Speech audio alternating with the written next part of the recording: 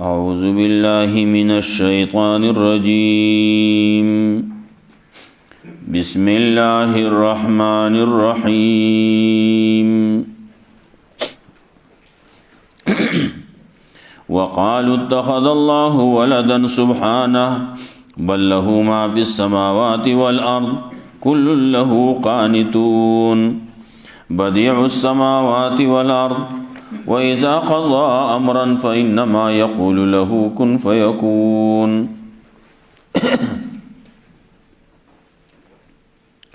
مخی تذکرہ شوی با تیدی خلقو بلی و شبہ دا دی وی چی تو دا اللہ نازولی نمانی اللہ زال نازولی نیولی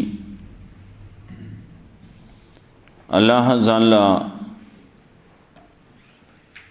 زامن نیولی لونه نیولی او تے نمانی کلوی اللہ نائبان نیولی تے نمانی دا اولیاء کرام دی دا بعض خلق ہوئی اولیاء اولیاء وی اولیاء نمانی وی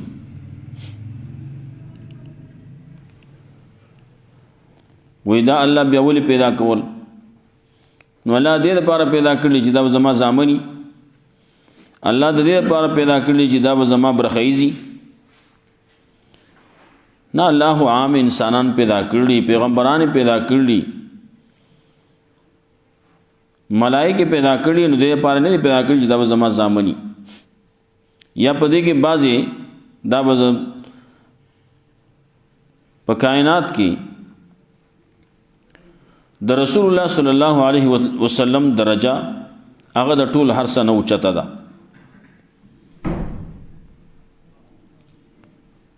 مخلوقات کې چې څومره ګوري په دنیا کې په دې کائناتو کې د رسول الله صلی الله علیه وسلم نه بل اوچت ذات شخصیت نشتی هغه انسان دی الله رب العزت وت د عبادت تذکر نوم وی چې هغه زما عبادت دی پیغمبر صلی الله علیه وسلم په خپل باندې چې تذکرہ کوي نو د عبادت تذکرہ اول کوي د رسول تذکرہ رستو کوي مخکې زه تیر شیو یو سړی ته رسول الله صلی الله علیه وسلم خود اشهد ان لا اله الا الله واشهد ان محمدا عبده ورسوله سړی ته وی واوره ا سړی وی اشهد ان محمدا رسوله وعبده اوینا دسینا اول زبندوما بیا ورستو رسول شوی ما زما اولنی درجه هغه د عبدیت تا عبده ورسوله دسی بوي التحیات کی منگم وایو عبده ورسوله او قرآن کریم کی زیب زیبانی دا عبد تذکرہ کئی معراج ته تلو چې بل اسوک ندی تلی انسانانو کې صرف دغه یو رسول الله صلی الله علیه وسلم دې چې تل معراج تا بیا هغه چې کوم ځای ته رسیدل نو الته کې ملائکو کې هم څوک نه دي رسیدلی نو داسې یو شخصیت ته داسې ذات ته الله رب العزت هغه معراج په واقع کې وایي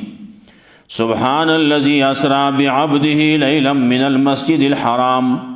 إلى المسجد الأقصى الذي باركنا حوله لنريه من آياتنا سبحان الذي أسرى بعبده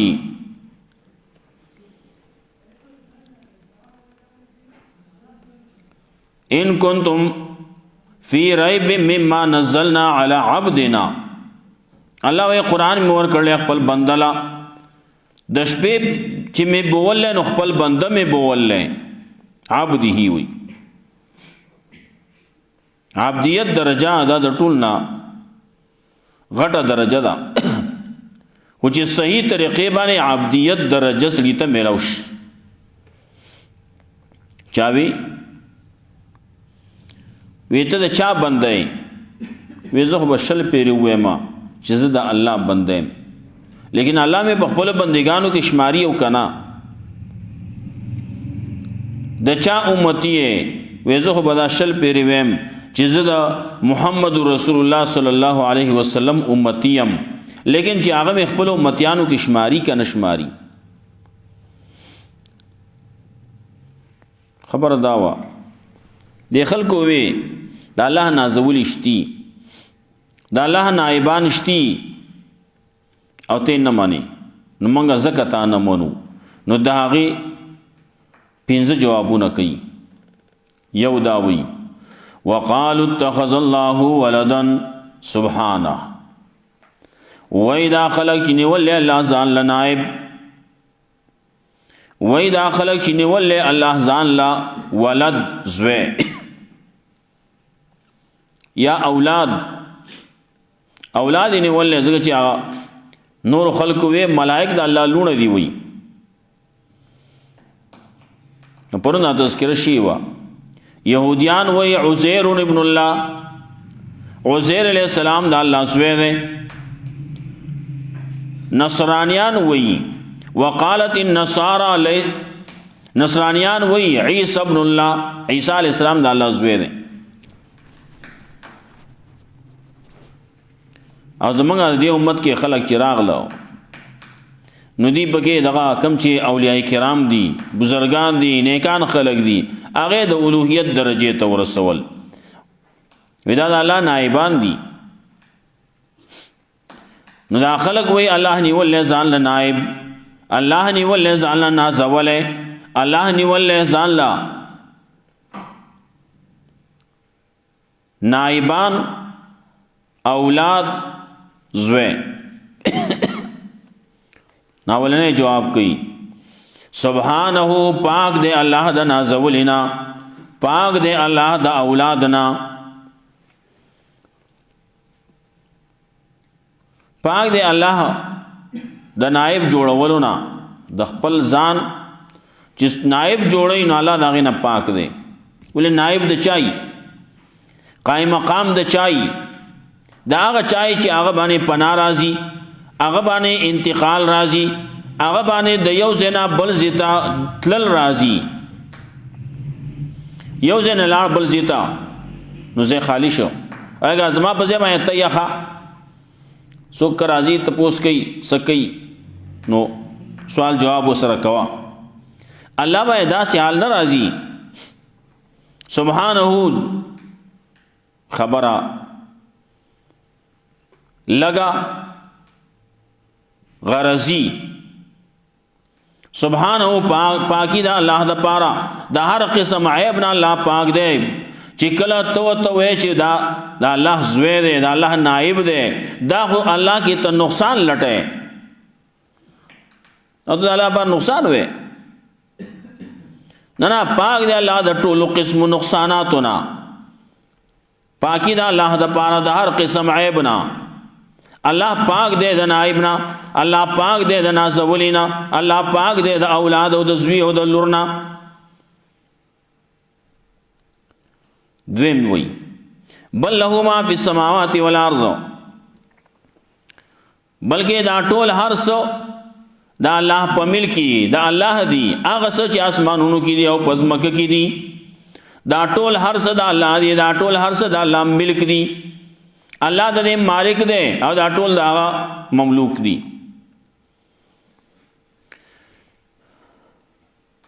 ته چې وې ده عام قانون دی حدیث کې مرাজি مم ملکا ذا رحم محرم عتق علیه وی کله چې په دې دنیا کې په انسانانو کې غلامان هم ني مړی پکی غلامان پکی اگر چې دې دور کې هغه اصل کار خلکو پرې خو دې نو هغه شونه ختم شي دې دور کې نشتی مخکې دور کې ال دغه غلامان پکیو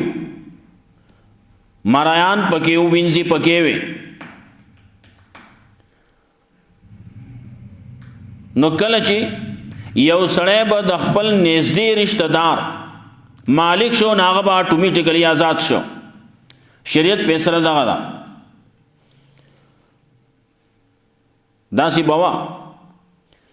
خپل نږدې رشتہ دار رور دی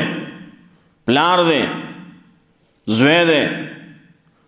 دا نږدې رشتہ دار دی. نو کله چې یو سړی دی هغه آزاد دی هغه د خپل زوی مالک شو اټومیټیکلی آزاد شو. نو ته نشي ویلی چې ته آزاد یې ما ته واغستې دې لپاره چې ته آزاد شي. رور یې واغست دا ازادیږي. دا غلام بیا نه پاتې کېږي چې کله هغه واغست دی وایي زه به واخلم بیا به خرڅ کړم خواته نه خرڅېږي بیا آزاد شی دی. نو دا ټول هر څه د الله مملوک دي. الله د دې ټولو مالک دی. نو چې ته وې دا الله زوی شته نو د زوی خو پلار مالک نشي کېدی. ته چې وې لور دا نو پلار د لور مالک پلار د لور مالک نشي جوړېدی.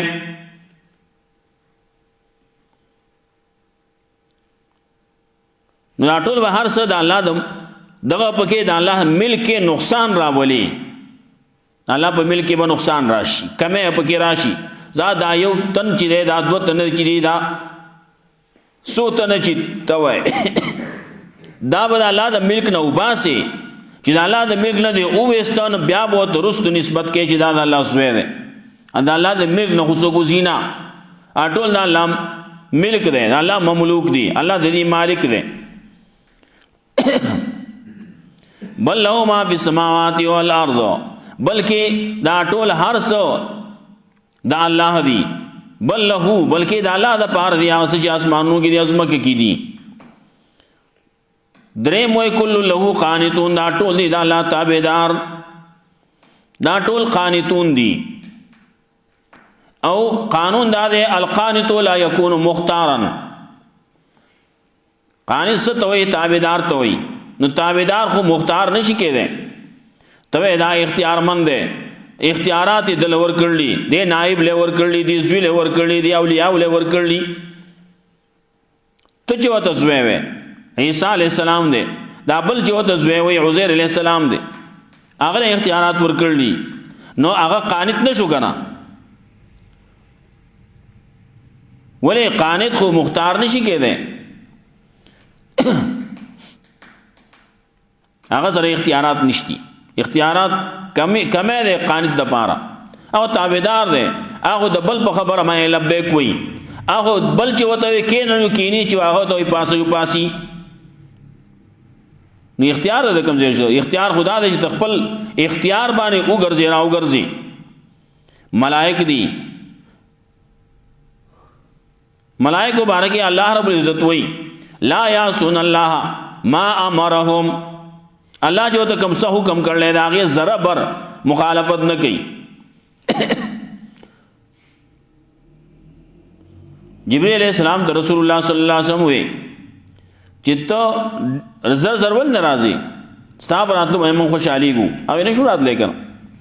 بغیر د اجازه نه شو راتلې. اجازت نه راتلل سکے چې منګه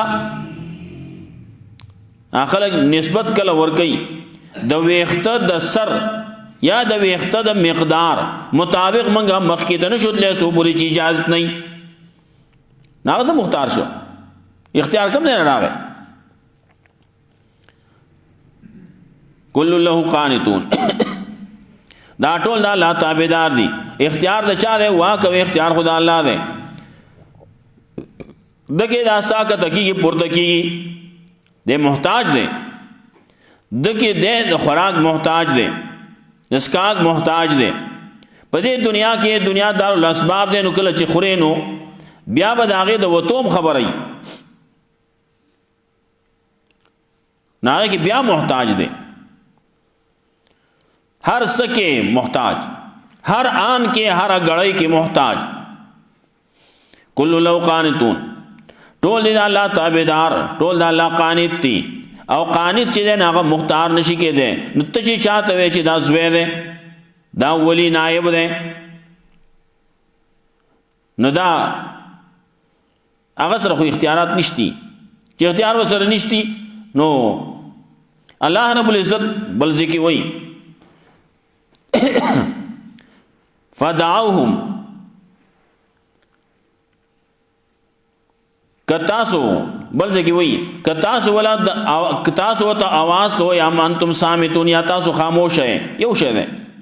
کته وته را مدد شه، کته وته نه وې نو بس هغه شی زوړ شی دی. نو کته وته نه وې نو هم نشي راتلی، او کته وته وې چې راشه نو نشي راتلی، نشي را رسېدی. بدیع السماوات والارض، څلورم دا خبره کوي چې بدیع السماوات والارض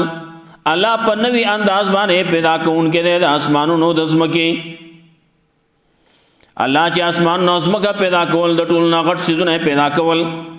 په هغه وخت کې دغه ولد کم ځای و، دغه نایب کم ځای و، دغه نازولی کم ځای و. ته چې ورته لوڼه وې نو دا لوڼه کم ځای وې وې نه. الله یک یوازې دا ټول هر څه پیدا کړي. بدیع السماوات والارض، الله په نوی انداز باندې پیدا کوونکی د اسمانونو د ځمکې. اسمانونه او ځمکه د دې مخکې مثال نو، الله پیدا کړو، الله ایجاد کړو، په نوی انداز باندې دی. هر څه په نوی انداز پیدا کړل دی الله.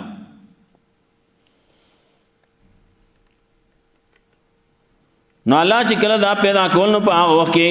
وسره څوک وو نه، نو چې هغه وخت کې نو اوس خو کار نشته، نو په قلاره کېنه اوس څه کار دی؟ کار خو هغه وو.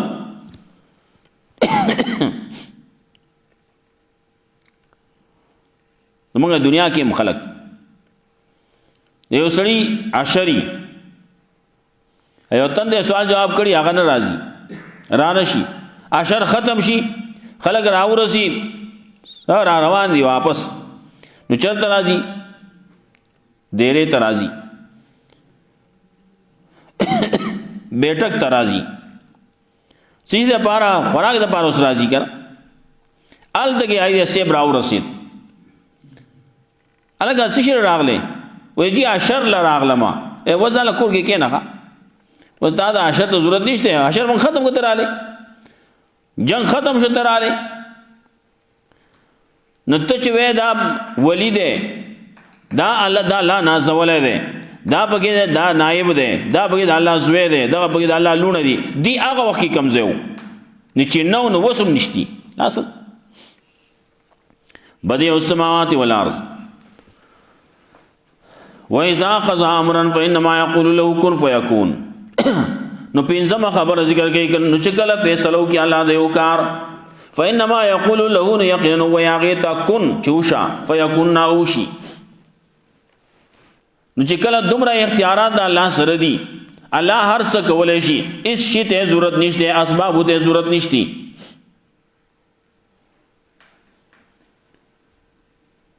چې اسبابو ته ضرورت نشته، او الله د ارادې نوم د الله هغه وجود دی،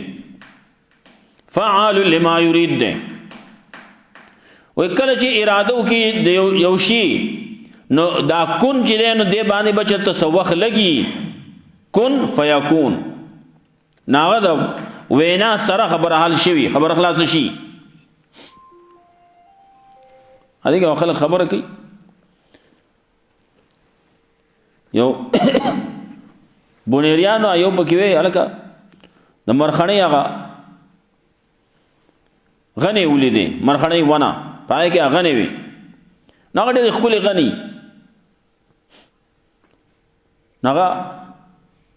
یو بل ته وی هلکه په دې باندې هم د الله ډېر ټیم لګېدلی ښه، ولې دا چې تېره کول، هر یو چې تېره کوي خو په دې باندې ځان له ډېر ټیم لګي، بیا چې سوان کوي، بیا چې رګمال کوي، دا څنګه ښکلې رګمال کړلي، څومره مین دي. سړی کله کله یو پکې وګوري، سړی ځان وایي دا مې ځان سره کېښودی، هغه ډېر ښکلي جوړ شوي. دا د الله کارکردګي ده. بل وته مړه په دې باندې الله سره ټیم لګېدو خو الله وته 13 جو 13 او ټیم نو کون فیکون خلق رااله بار ځای کې خبرې کوي دلته بګراله ټک پټکا کله ټک پټکا شهید ده او کله ټک پټک بابا ده ټک پټک څه مطلب چې دته چې سوې کنه ده ټک پټک کار کوي ښا دا ځاله د شرک نوم هغه یې خو ده باندې خلک کوي داسي شرک نومونه دي فإنما يقول لو كن فيكون نو یا ته چې وشنا وشي نو چې کله الله داسې اختیار لري داسې اختیار والده نو هغه داغه بل چاته ضرورت نشتی ښا هیڅ چاته ضرورت نشتی الله دا اسمانو نو زمګو دا نظام دا یک یوازې تنها چلای دغه ضرورت نشته چې دا بګي پلان کی دی او ډینګی دی سو بګي اقطاب دی بګي ابدال دی پکیو خطب دی پکیو صدیو صدی خلکو ځان له سيزونه جوړ کړي ځان یې جوړ کړلی الله دا تقسیم نه کړي یا بګي تکه دا بګي پلان کې ولی سے ابدا کار کوي اقطاب دی پکیوي او دا بګي ابدال لی وي نه قطبان ابدالونه بدلونه بګي نشتی ټول څه چې کینو دا یو الله کوي ها فإنما يقول لو كن فيكون دې مخکینه کې یو ټکی راغی بدیع السماوات والارض بدی بدعات کې هم دغه ټکی نه وتل له بدعات ته د قران او سنت خلاف کوم کار چې کولای کیږي ځان کار نه جوړول کیږي هغه ته بیا بدعت وایي پیغمبر صلی الله علیه وسلم نه کړي او خلګي کوي او د ثواب کار وته وایي بدعت اول نه په دوه قسمه باندې ده یو شرعي ده یو لغوي ده نو شرعي چې ده نو پای کې بیا تقسیم نشتی هغه کې به یا خ یو یا بدی بدعت چې ده نو چې پیغمبر نه ده کړي جو بد ده بس پیغمبر کار نه کړي او ته د ثواب کار وې د خیر کار وته نو بس هغه بد ده خبر اخلاص ده دا خا بد چې ده دا په بدعت لغوي کې دي شرعي کې نشتی چې وته دی وې چې دې کې دا د خیر کار ده دا د ثواب کار ده پیغمبر نه کړي صحابو نه کړي تابعین نه کړي تبع تابعین نه کړي ائمه مجتهدین نه کړي هغه نه دی ویلي او ته نه دا د ثواب کار ده نو دا بدعت ده او دا گمراهی دا کل بدعت ضلاله وکل ضلاله فی النار او یو شرعی دی دا یو لغوی دی لغوی چې نو پای کې بیا حسنه مشته هغه کې سیئه مشته هغه کې ښه کار مشته نو بد پکې مشته نوې کار دی خو ښه کار دی نوې شی دی خو ښه شی دی دلته خلک وایي نوې اخلوي مختلفو ذهنو کې د نوې نوې خبرې کوي نو نوې چی نه هغه نوې ده نو بدعت ته وس دا بدعت ته نو دا د لغت په اعتبار سره ده نوې ده لیکن کاغه ته د ثواب کار وې پیغمبر نه کړو دی کې ثواب دی وي یو خلاری د دین د پاره یو شی استعمالي کې ثواب شي وته نه وي لګیدل دا لاوډ سپیکر لګیدل کدا لاوډ سپیکر لګیدل جو ثواب به کدا پکې نو بیا به ګناي دا قصه چې سړیو کی نو دا لاوډ سپیکر بیا داغه د پاره بدعت جوړيږي ګناکار جوړيږي دا زینو ډېر شي سيزونه دي اگر نوی دی خود دین د پاره استعمالي کی هغه ته بدین نه وای چې دا د ثواب کار دی دا د خیر کار دی بدعت وای دیتا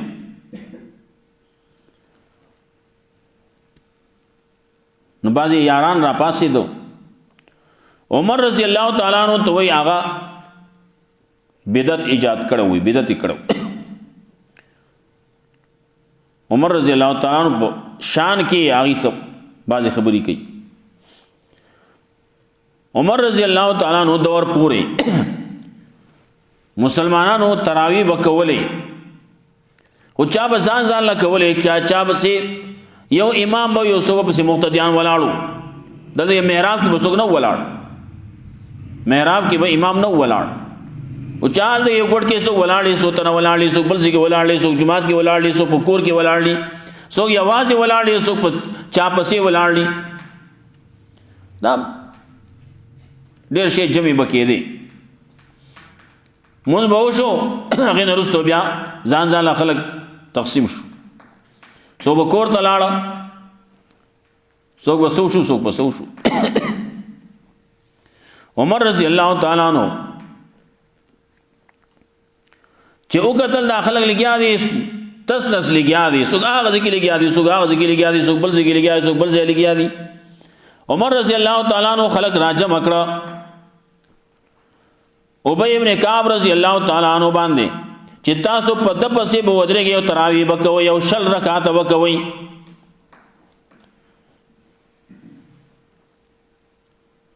حکم یې وکړو.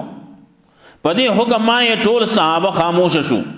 ټول صحابه تسلیم کړه. هم دقه باندې عمل روانو د عمر رضی الله تعالی عنہ په دور کې،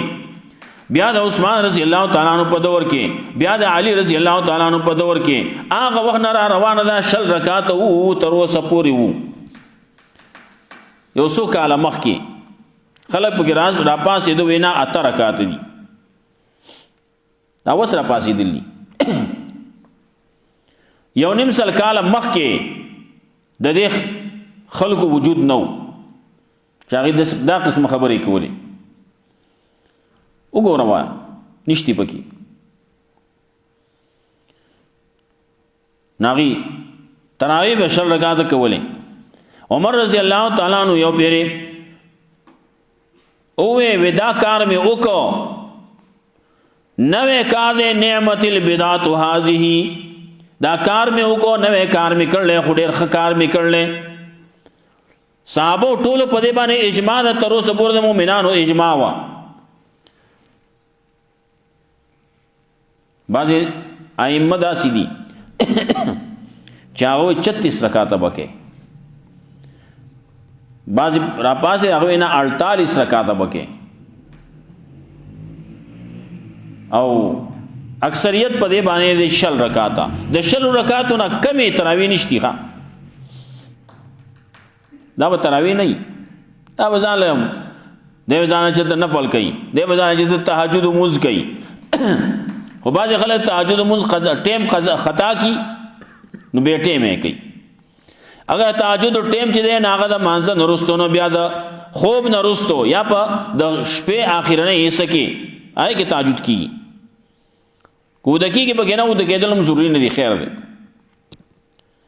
خو ابتدا د ماستن سره تراویح چې کله سړی لمونځ کوي دې ته تراویح وایي، دې ته تهجد نه وایي، نه تهجد نه وي. نه ته چې کې عایشه رضی الله تعالی عنها وی چې رسول الله صلی الله علیه وسلم دا 8 رکعاتو نه زیات نه کول، نه په روزه کې کول او نه په بوزه کې کول. تهجد باندې ته پوښتنه شوه نه، تهجد خبره کې په بوزه کې یا په روزه کې چې خلک کوي، نو ته په روزه کې چې کینو دی له وخت نو بوله کې د حالت کې هغه دغه ټکی سره وسکه حالت کې چې وي په روزه کې او په غیر روزه کې، رمضان او غیر رمضان کې 8 رکعاتو نه زیات نه کول. نو دا څه شی چې پر غیر رمضان کې به کاو دي ته تراویح به وته وکاو، بل شی به وته وي. یا د تهجد نه چې هغه تهجد نه داسې شي شو، دا هم تهجد دي، هغه جدا دي. تراویح جدا شه ده او تهجد بیا جدا شه ده. اج کله منګه خلک پېشمنی لرا پاسو، بیا پېشمنی سره وکي یا اعلان یې کړه، وخت په دغه وخت ته میلاو شي سره 2 رکعاته کوي، 3 رکعاته کوي، 4 رکعاته کوي، 8 رکعاته کوي، دغه تهجد لمونځ ده. او کوم چې ماستن کول کېږي نو تهجد نه، دې تراویح وي. نو دا د 100 رکعاتو نه کم یو نیم سل کالو پورې تقریبا مخکې پسې لاړ شه نشتی دا د یو نیم سل کال نه وروسته جوړې شي دي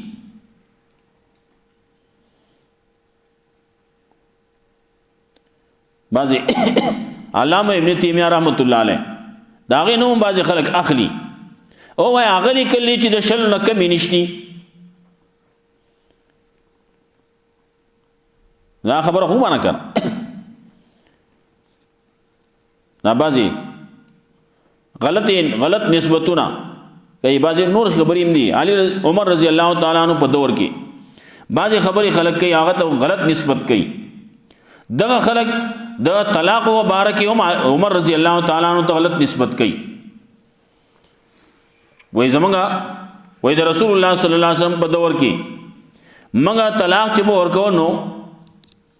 3 طلاق به یو حسابېدو دروغ ولې وی غلط مه وایه که نه د طلاقو مسله هم داسې مسله ده چې د ټولو ائمو په دې باندې اتفاق دی چې چا 3 په یو پیر باندې وي 3 شو دی وایي 3 یو وي اگر 3 یو وي که 3 اول کېنه چې تا ادنا کې ثانیه په اول کې کېنه کې چې کې والا ته هم پته چې 1 2 3 چې 3 صحیح 3 ادي وینا 3 یو وي دا د ټولو ائمو اتفاقی مسله ده چې 3 طلاق 3 دي دی وینا 3 طلاق یو وي په دې کې هم د عمر رضی الله تعالی عنہ سره دی په جګړه دي دروغ وي غلط وي هغه خبره چې کوي خبره حدیث کې دغه سید نه ده ته چې څنګه وي حدیث کې دا سیدي چې مخکې خلق پویدونو طلاقونه چې ورکول نو اول به یو طلاق ورکو 3 طلاق به نه ورکول یو طلاق به ورکو نو پاغي باندې وخت به تیر شو چې عدت به تیر شو نه اخذ به طلاق شو په یو پیر چا دا نه وی چې په 3 طلاق